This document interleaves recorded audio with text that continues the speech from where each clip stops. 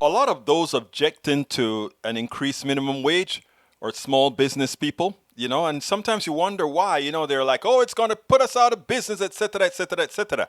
Well, Tiffany Cross had a guest on the Cross Connection that said it best. I want you to listen to her, and then let's take it on the other side because this is prescient.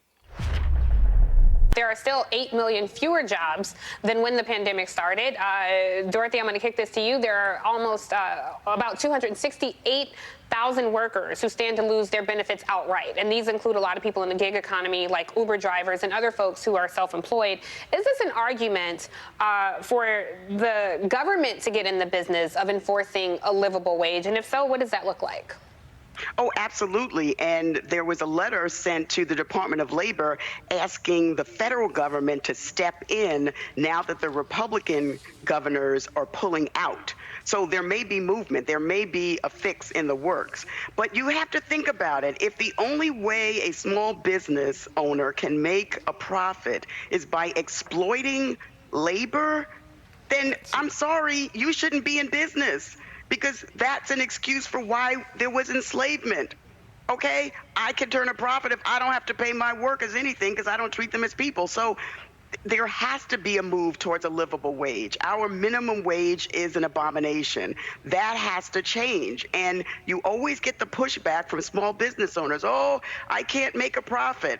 Maybe you need to get in a different line of work. If your only ticket to making a profit is exploiting people, that cannot be the right answer.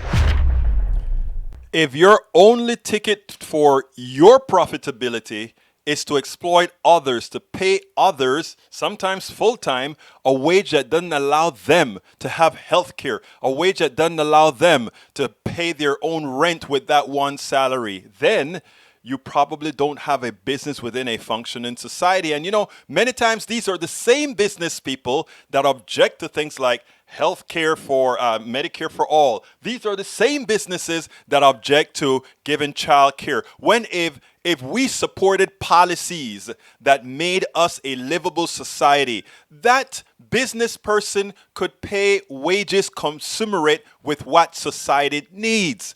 But anyhow, look, I'm an activist. You can't get rich doing activism. I write books, all that sort of thing. I work 16 hours a day.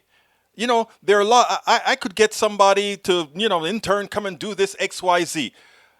My ethics, my morals don't allow me to do that because I know I am not going to be able to pay them what they're worth. My listeners sometimes will say, hey, Berto, we'll help you. And I say the only reason I'll accept that help if I know that is for the cause that we're activating for, and not that for a salary or something, because I know we couldn't pay those folks who are well deserving. That baker, that candlestick maker that's making minimum wage or just a little bit above. It's not fair. And what she said is absolutely right. If your profitability depends on exploiting somebody else, you don't have a business. Or maybe you're not working hard enough at your business to ensure that you're profitable.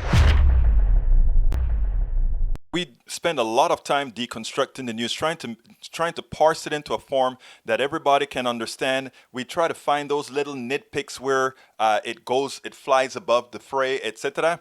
If you really like these videos that we do, I want to ask a big favor. Please go ahead, number one, subscribe to our channel, and number two, please join if you can. Thank you so kindly for watching. Keep watching. Please remember to share. We must populate the entire internet with our progressive message, a message that we know is what most Americans say that they want. So help us, please join.